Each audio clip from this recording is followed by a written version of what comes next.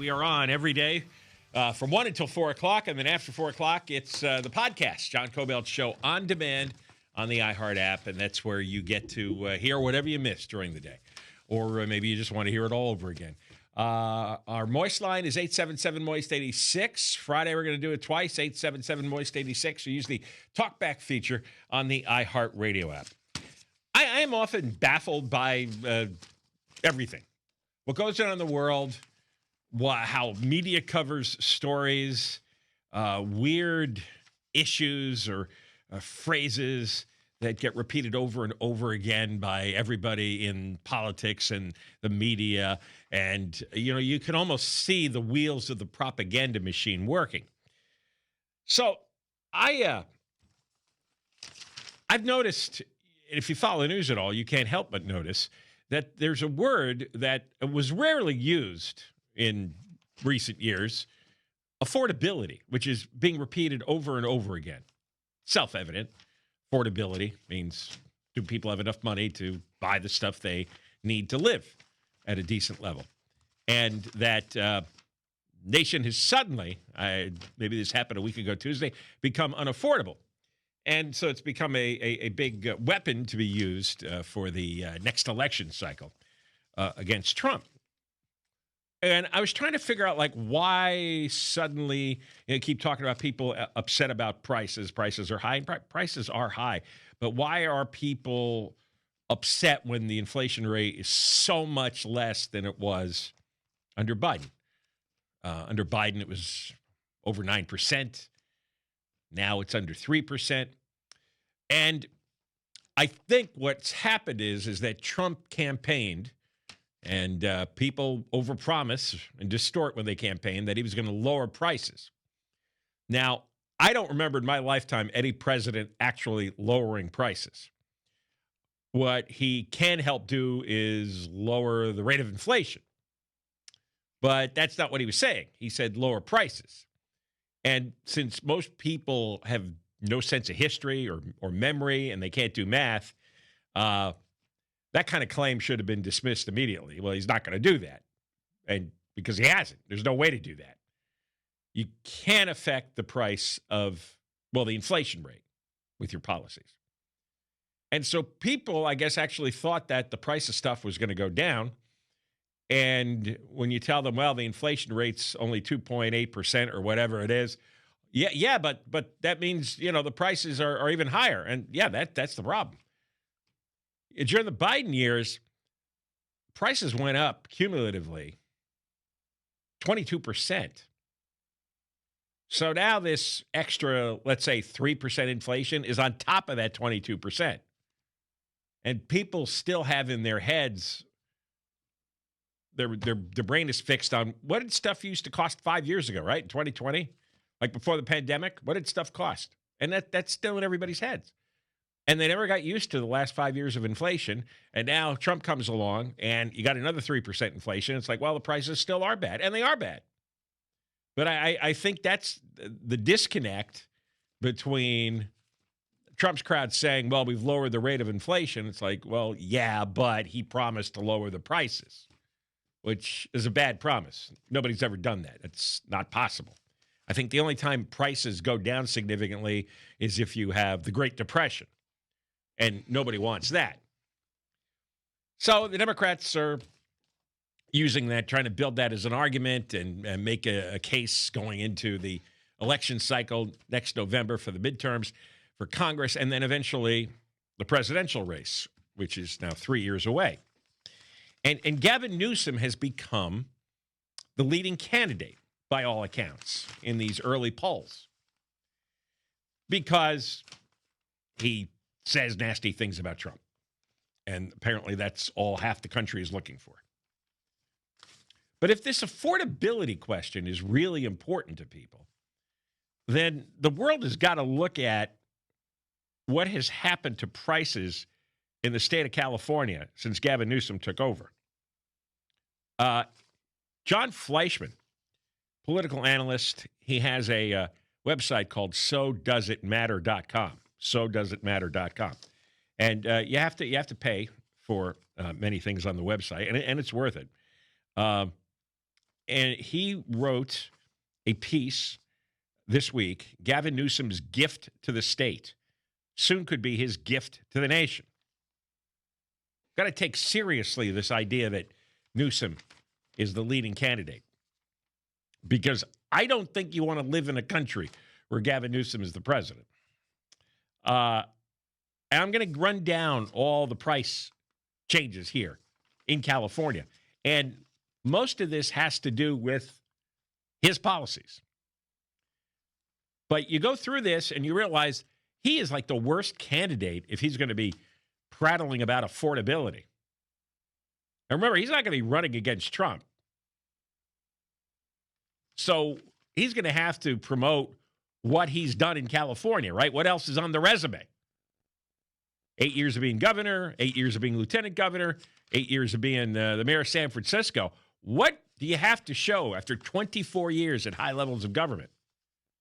Well, according to the Legislative Analyst Office in Sacramento, you know what it costs people to carry a typical mid-tier home, like a middle-of-the-pack house? You got to pay $5,500. $5,500. That is about 80% higher than it was 5 years ago. Even if you look at the bottom tier of housing, your monthly payment is over $3,000. It's extremely expensive here for housing, as you know, and for rent. If you just want to buy a modest starter home, well, now you need income that exceeds the statewide median income. Not affordable. That's why I don't understand how everybody's carrying on about the affordability, and then Newsom is the top candidate. All right, that's a disaster. Then electricity. You have a house in California, you are paying 80% more for electricity than the rest of the nation on average. 80%. Like PG&E customers. Average rates are 80% higher than they were in 2019. So you're paying 80% higher than the start of Newsom's term and 80% higher than the rest of the country is right now. AAA, gas prices. They put out a list state by state. I read from them frequently. National average is $2.95. There are states like Oklahoma where it's down to $2.35. California, about $4.50. So we're at $4.50. The nation's average is $2.95.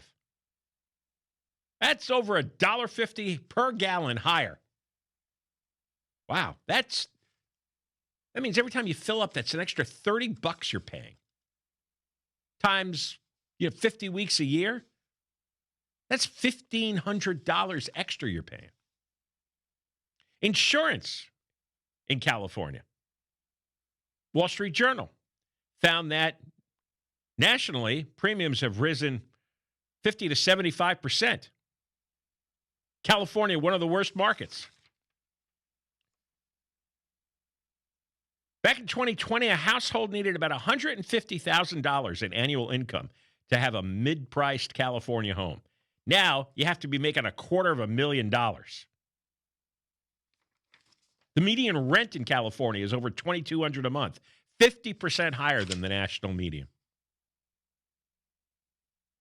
And it goes on and on like this. It's like, now these are all the big ticket items.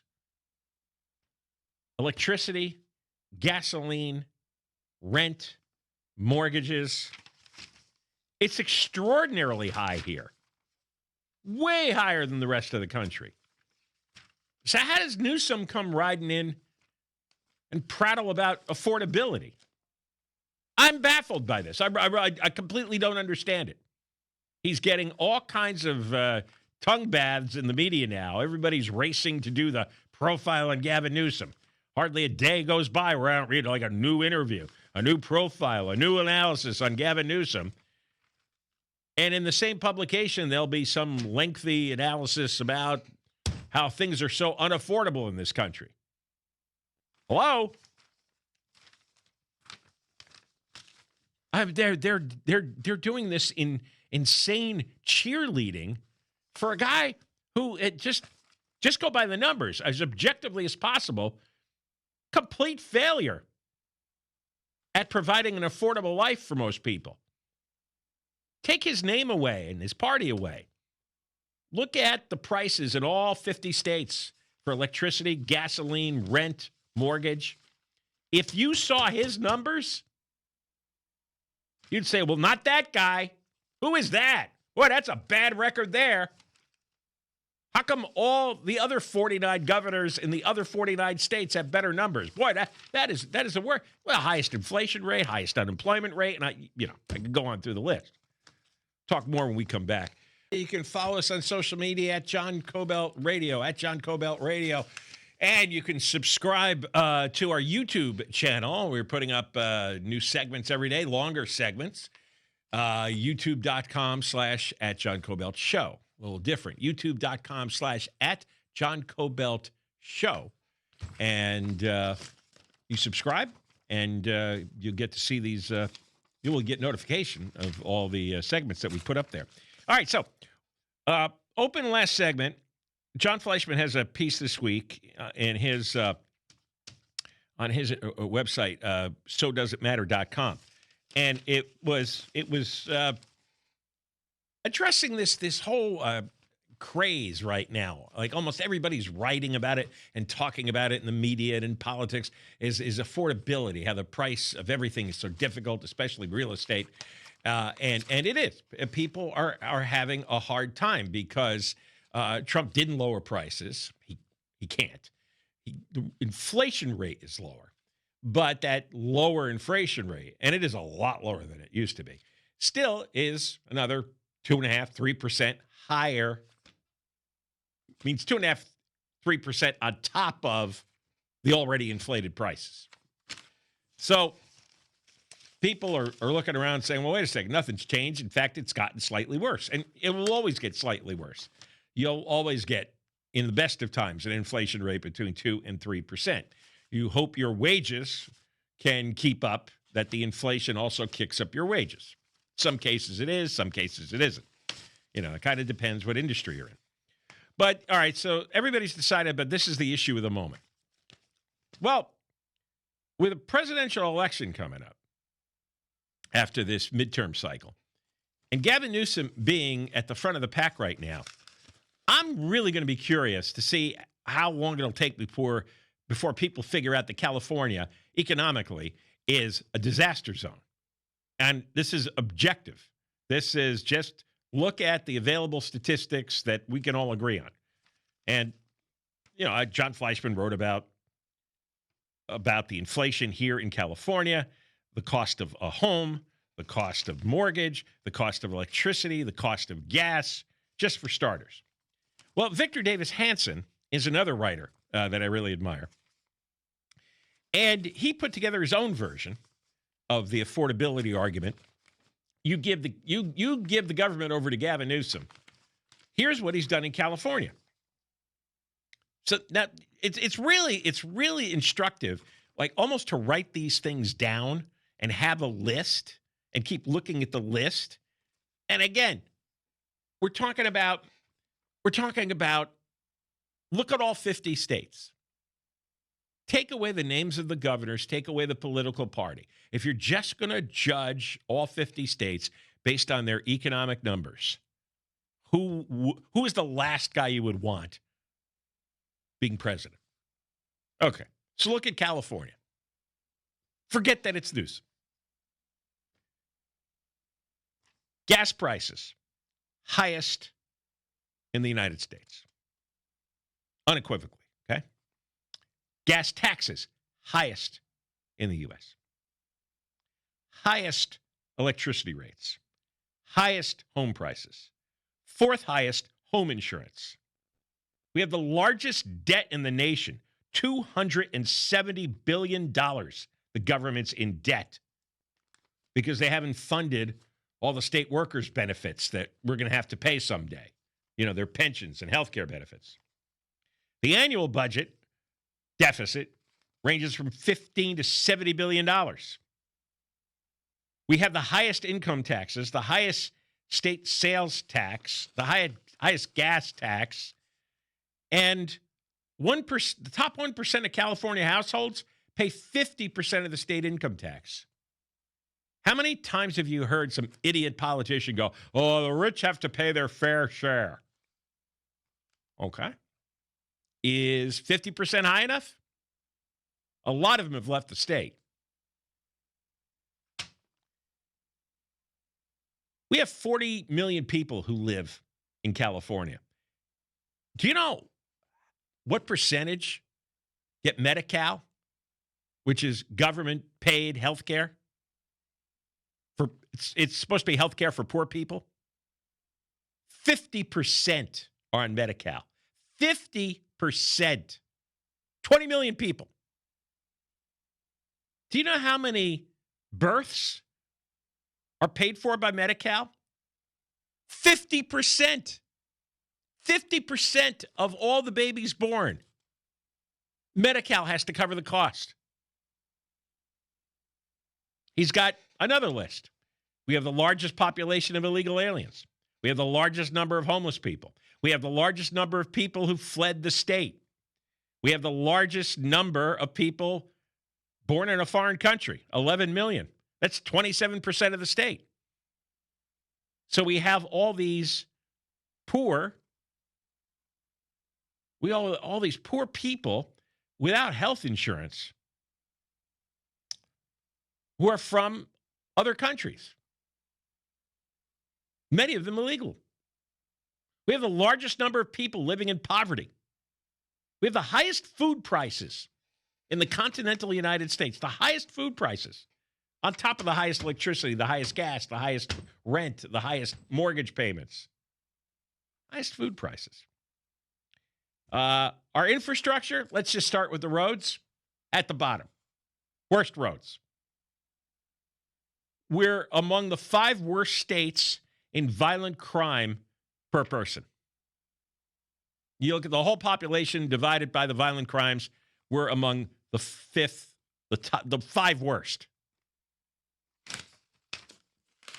All right, now you've ingested all of those lists of statistics.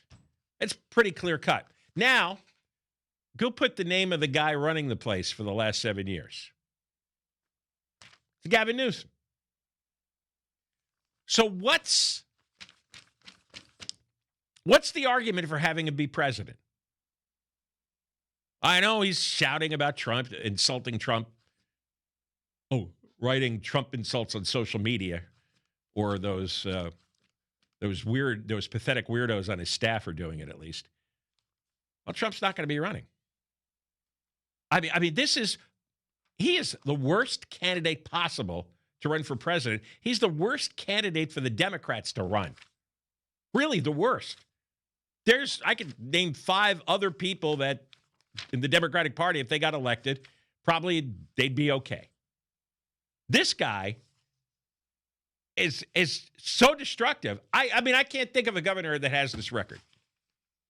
Ever had this. I mean, right now, obviously, he stands by himself. There's no other state like California when it comes to all these categories they listed. And these are all really important categories. This is not esoteric, obscure kind of stuff. This is all the stuff that's really important to us, right?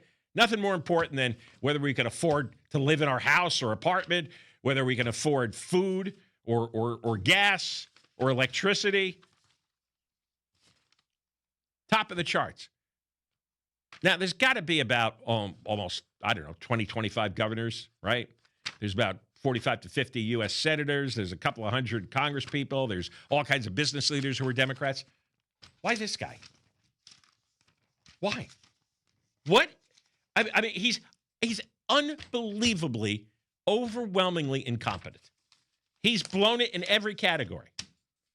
What's the up arrow here? What's the success story here since he took over? Just look at it objectively. Pretend he's not a Democrat. Pretend his name isn't Gavin Newsom. Just look at the list of things I just read to you. And every one of these is true. So we'll see.